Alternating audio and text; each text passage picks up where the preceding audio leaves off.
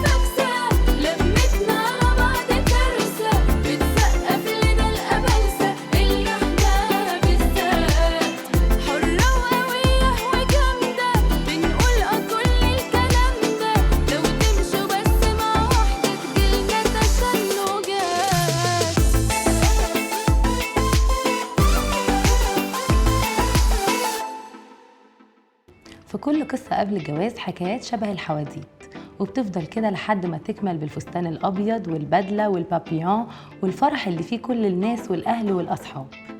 وبعد الحفلة تيجي الفكرة، اتقفل الباب وبدأت حكايات جديدة، وتمر سنة دايمين جنب بعض وكل واحد فينا في دنيا غير التاني. انت دايما حاسه ان انا لسه بخونك. والله ما خنتك ولا حتى فكرت، بس ما بقتش تحبني. انا طول عمري بحبك، بس انت اتغيرتي بعد الجواز. معقول انت سلمى؟ معقول انت عمر؟ دي السعادة اللي وعدتني بيها طول العمر. ربنا يهديك ليا. والمعروف إن أول سنة جواز بتكون من أهم سنين حياة الزوجين، وبيتهم اللي بيبنوه سوا، وكل يوم بيبقى حجر أساس في بنى البيت ده. ما بين الحكايات المشتركة اللي جمعت بيوت كتير في نفس الحدوتة في أول سنة، في لسه قصص ممكن ما نكونش عارفينها، لأن ورا كل باب قصة وحكاية وتفاصيل، في منها الصعب وفي منها الكوميدي جدا اللي بيخفف الحياة ويومياتها، اللي كل يوم فيها بيبقى مليان بتغييرات، وكأن كل فصول السنة اجتمعت في يوم. نزلنا ودورنا على حكايات عن أول سنة جواز. تعالوا نشوف اكتشفنا ايه في الريبورتاج ده ونرجع لكم تاني.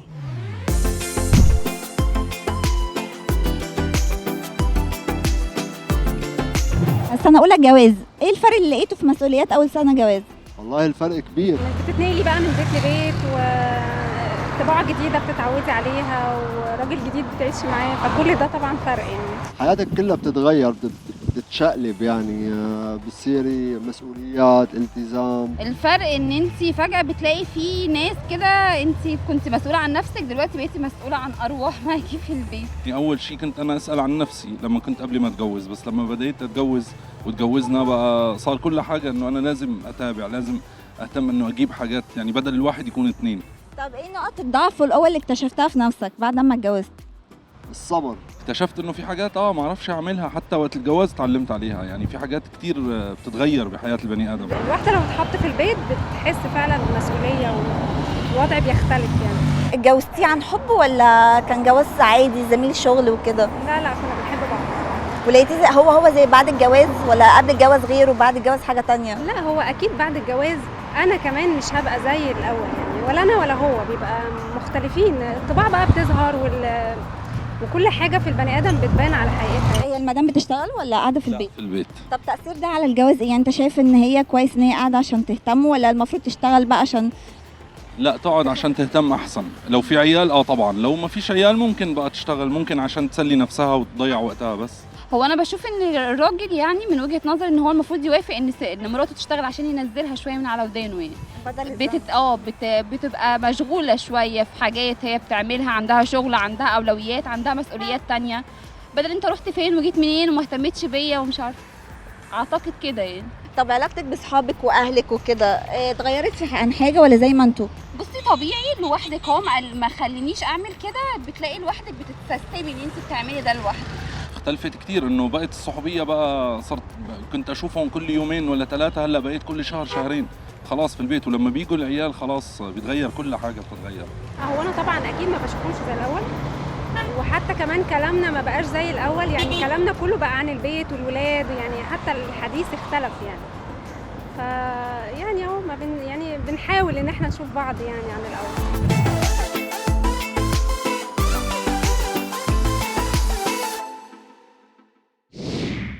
أكيد الحياة مختلفة من بعد الجواز عن قبله، والحياة بعد الجواز تختلف بعد سنة عن بعد سنتين، والاختلاف ده بيجي من اختلاف نوع المسؤوليات اللي البنت بتلاقي نفسها اتحملتها، واللي هي عارفاها ومستعدة ليها، أو اللي هي واجهتها فجأة من غير إنذار، ما كانتش متوقعاها ولا حاسبة لها أي حساب، ففكرت إن كل حاجة أوكي وتمام وسهلة وهتتعامل، بس بتلاقي نفسها قدام تحدي لنفسها كبير جدا، وتكتشف في نفسها حاجات ما كانتش تعرفها عن نفسها شخصيا، نقط ضعف ونقط قوة.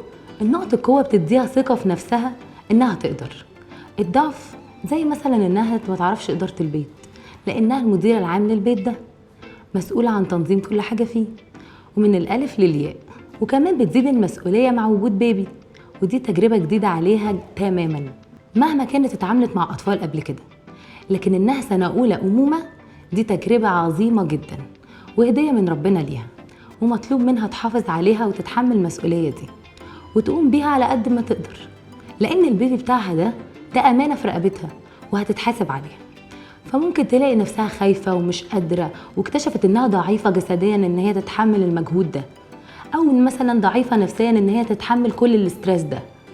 في اللي بتلجأ لمامتها وحماتها في المساعدة مثلا، باعتبار إن هما أكتر 2 قريبين ليها وهم المنقذين مثلا، بس مش دايما بنلاقيهم او يقدروا يساعدوا، ووارد جدا تكون هي بعيدة عنهم وقاعدة في مسافة بعيدة جدا، او تكون مسافرة ما تسمحش ان هي ممكن يكونوا جنبها طول الوقت.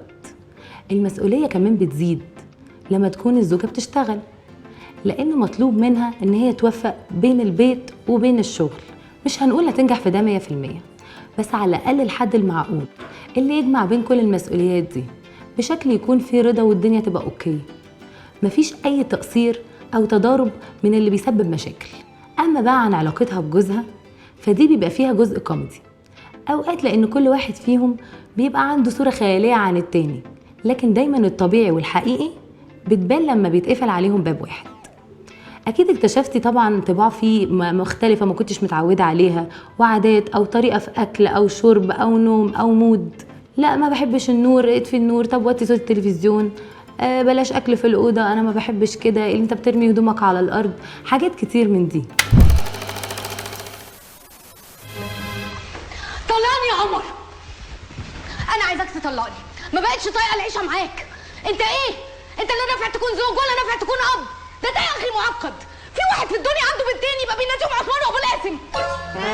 بتقول ايه؟ عمر انا بكلمك، كلمني هنا. بطلي بقى الاسطوانه والحمضانه اللي انت حافظاها دي، ما تغيري بقى، انت ايه غير نكد؟ سلمى نمت بجد؟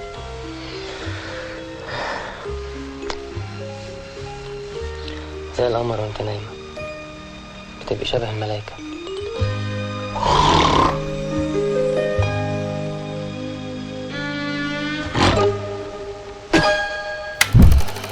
دلوقتي بقيت غلطانه يا انكل، ده انا مش عارفه اخد نفسي من البنت دي للبنت دي لشغل البيت لمشاكل الاستاذ، وفي الاخر يقول لي اتخنتي وبصي لنفسك في المرايه. والله عنده حق. ايه؟ قصدي جاتو شك في عين ابوه. شفتي كلمه الحق ظهرت الاول. الفكره هنا عرفتي تتاقلمي مع الطباع والعادات اللي كانت مخفيه وما تعرفيهاش، ولا عادي هو حر زي ما هو دي طباعه، انا كمان عندي طباع بتزعجني واحنا عادي.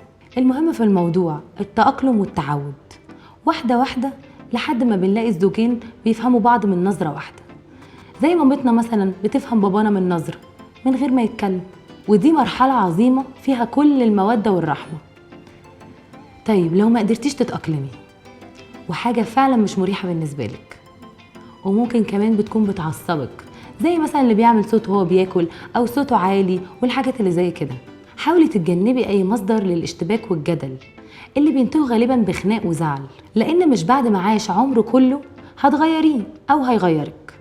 التغيير بيكون في اللي ممكن يتغير، لكن الطباع صعبة شويتين إلا لو كل طرف حاول على قد ما يقدر ويلاقي حلول وسط تمنع أي اختلاف. طب في الجواز ايه الطباع اللي انت مش تعرفيها عن جوزك واكتشفتيها بعد الجواز وتأقلمتي معاها ازاي؟ ما بيصحاش من النوم. عايز حد يصحيه بالعافيه يعني. خلاص ما بقيتيش صحي اصلا، بتسيبيه براحته. بقى اوفر بقى. لا هو بصراحه الدلع زايد عنده شويه. في شغلات ما كانت تحبها صارت تحبها كرمالي. يعني في توافق، طبعا بيحصل مشاكل بس كله بينحل يعني. طب وانت اكتشفت فيها ايه بدأت انت تحبه؟ يعني كنت في الاول مثلا مش عارف تتأقلم، بس بعد كده عادي بقى. اكتشفت اني انا بحبها كتير بس. طب ازاي قدرتي توفقي طباعك مع طباعه؟ يعني ازاي قدرتوا توصلوا لنقط تتوسط بينكم انتوا الاثنين؟ بنحاول نمشي الدنيا يعني، مرة هو يرخي أنا أرخي يعني لحد ما نوصل لنقطة واحدة يعني مع بعض. خديها قاعدة ذهبية، محدش بيغير حد، أوكي؟ ده اللي بيتعلق في حياتكم في بيتكم. يا ترى حياتكم الاجتماعية شكلها إيه؟ وعاملة إزاي؟ صحباتك وأصحابه وأهلكم انتوا الاتنين وعلاقتكم معاهم هل اختلفت؟ ولا الحياة هي؟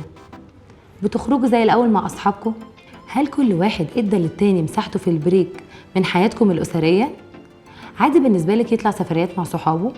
ولو وافقتي المدة ممكن تكون قد ايه؟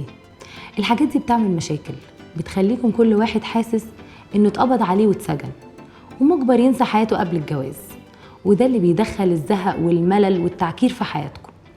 خير الأمور الوسط، خلوا الحياة أسهل من غير تعقيد، ودوروا على الاتفاقات مش الاختلافات، ووقتها هتلاقوا الاختلافات سهلة ومقبولة، ومع الوقت بتكون حاجة عادية. وأكبر تحدي بتواجهيه كزوجة وهو كزوج عاطفيا، إن لو رجع بيكوا الزمن هتختاروا بعض ولا لأ؟ طب لو رجع بيكي الزمن بقى هتختار مراتك ولا هتغيرها؟ لا أكيد أختار مراتي طبعا. لا هختار مراتي طبعا. لا اكيد هختار. لا هختاره برضه. للدرجة دي بتحبوا بعض؟ ما شاء الله. ربنا يجمع بين كل الأزواج على خير، ويبعد عنهم كل حاجة تعكر صف حياتهم، ويجعلهم من أهل المودة والرحمة.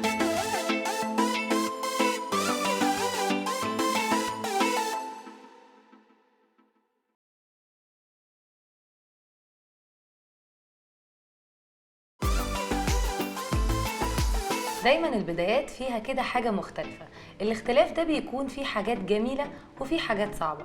يا ترى بقى واحنا في بداية أكبر مسؤولية بنتحملها في حياتنا، واحنا مسؤولين عن زوج وبيت وأسرة، أول سنة بتكون عاملة ازاي؟ معانا دينا وهي زوجة جديدة هتحكي لنا عن تجربتها في أول سنة جواز. ازيك يا دينا؟ ازيك يا فرح، عامله ايه؟ الحمد لله تمام. قولي لي بقى أول سنة جواز عاملة معاكي ايه؟ لا حلوه طبعا اول سنه جواز. هي اول سنه جواز بتبقى يعني لما انت بتتجوزي الانسان اللي انت بتحبيه وبتبقوا متفاهمين مع بعض، بتبقى طبعا كويسه يعني، بتبقى حلوه.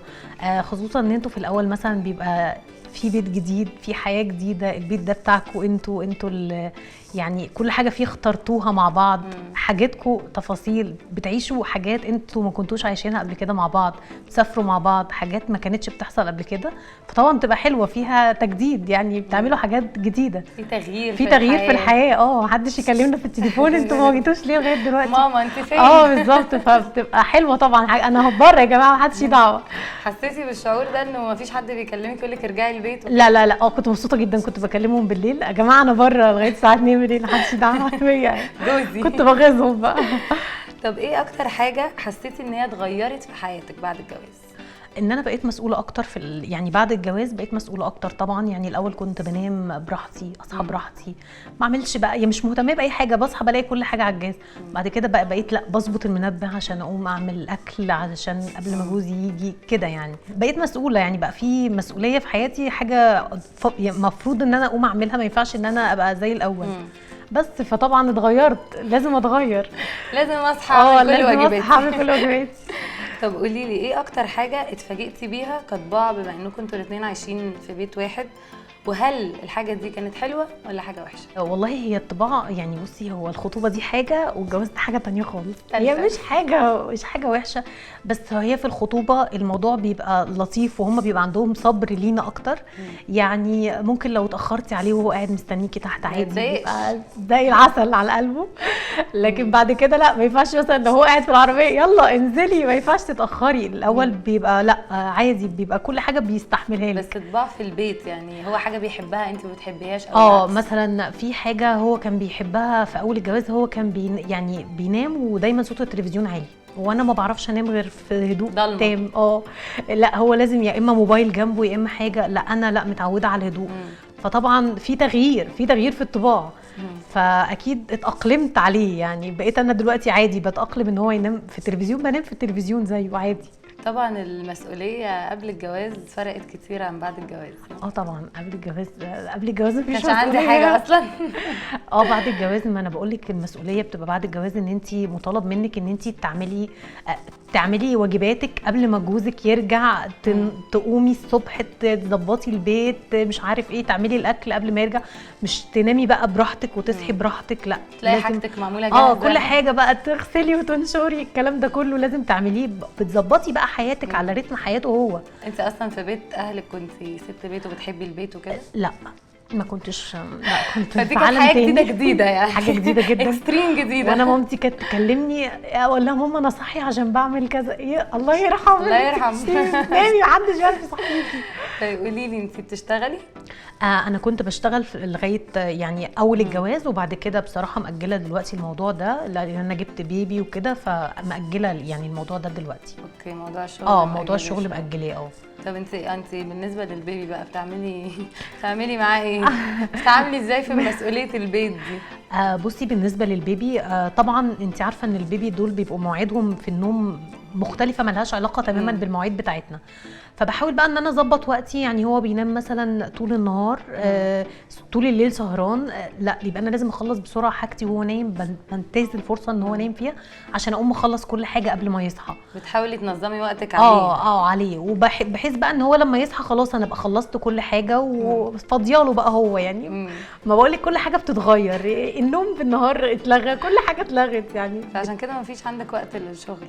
لا بصراحه انا بعد لما خلفت دلوقتي مأجله الموضوع، لان انا مش عارفه يعني اوافق ما بين الشغل والبيبي والبيت وكده، يعني كله مع بعضه صعب، فأجلته شويه لغايه لما يكبر شويه البيبي، وبعدين ابقى افكر. طيب ايه اكتر حاجه تعبتك بين شغل البيت والبيبي؟ اكتر حاجه تعبتني ان انا البيبي بيبقى مواعيده يعني طول الليل صحيان لغايه مثلا الساعه 9 الصبح. فانا دي حاجه مميته بالنسبه لي، ان انا بعد كده يعني اقوم بقى بعديها على الساعه 11 اكمل حياتي، ما ببقاش قادره بصراحه، ببقى مش يعني خلاص اخد كل طاقتي بالليل، فببقى صاحيه بقى الصبح. مش دي اكتر حاجه، عدم النوم ده هو اكتر حاجه كانت مش مخلاني مظبطه خالص.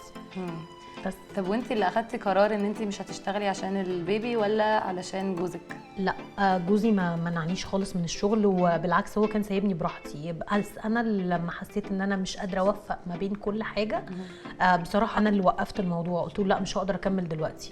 فقال لي براحتك، يعني اللي انت عايزاه، يعني هو مش ديكتاتور. انت عارفه دلوقتي العكس، الراجل بيبقى عايز الست ان هي تشتغل. لا خالص، هو قايل لي براحتك، يعني عايزه تشتغلي، عايزه تقعدي، دي حريتك، مش غاصبني على حاجه بصراحه. بتنصحي ايه البنات اللي هم سنه اولى جواز؟ بنصح البنات اللي هم سنه اولى جواز ان هم ما يسرعوش في موضوع الخلفه، يعيشوا حياتهم شويه، يعني لان كل دلوقتي بنت بتبقى داخله واول هدف ليها ان هي تخلف وتجيب بيبي.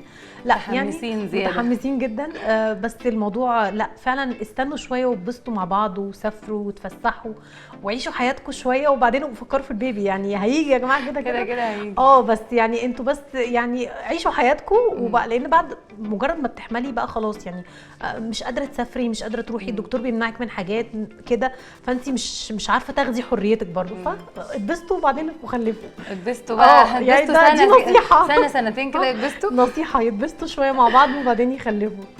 ميرسي والله، انت نورتينا وشرفتينا برنامج حوارات بنات. ربنا يخليكي. ميرسي جدا ليكي، وهنروح ونرجع لكم تاني.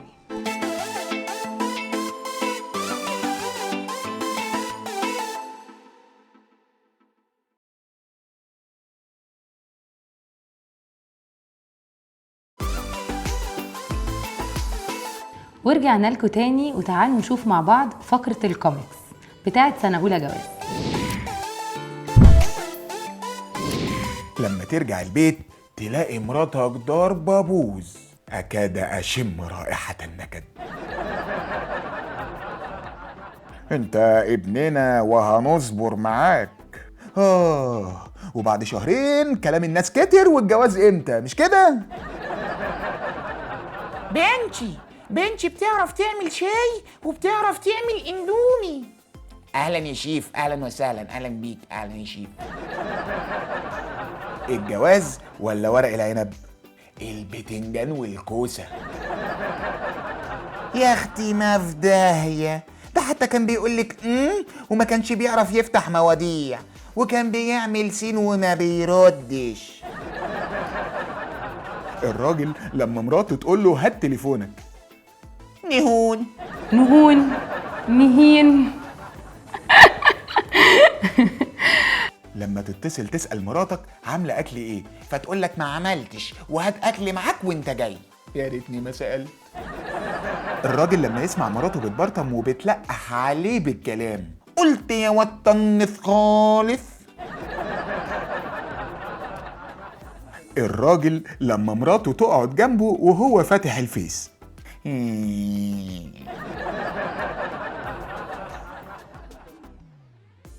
الست لما تكبس على جوزها وهو قاعد على النت، شا شا شا شا شا شا الخير يا حبيبي. ان مساء الخير. لما الست تقول لجوزها على فكرة أنا مش زنانة. اقتناعي الشخصي أو عدمه لا يغير من الحقيقة في شيء.